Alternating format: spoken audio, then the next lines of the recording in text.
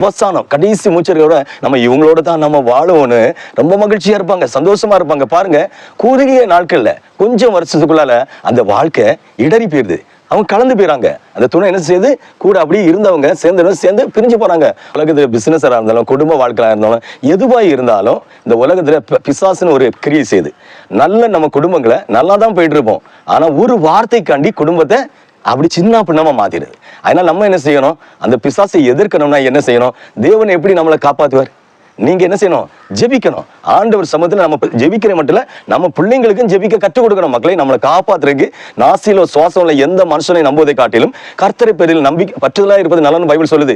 ஒருத்தவங்க கண்ணு முன்னால கஷ்டப்படுறாங்க, அவங்க எந்த ஜாதியோ மதமோ கலரோ யாரோ இருந்து போட்டு ஒரு நமக்கு விரோதமா எலும்பணுமோ நம்ம பிள்ளைக்கு விரோதமா ஒரு வார்த்தை கூட சொல்லிப்பாங்க, அவங்களா இருக்கட்டும். ஆனா நம்ம கண்ணு முன்னால ஒரு வார்த்தை அவங்க கஷ்டப்படும் போது, அவங்க குடும்பங்கள் கஷ்டப்படும் போது, நம்ம யார் நமக்கு அவங்களுக்கு முன்னால போய் உதவி செய்யறோமோ, அவங்கள வாழ்க்கையை காப்பாற்றி அடுத்த ஸ்டேஜுக்கு கொண்டு போறோமோ, அவங்க தான் தேவ பிள்ளைகள், ஜீசஸ்க்கு பிள்ளைங்க.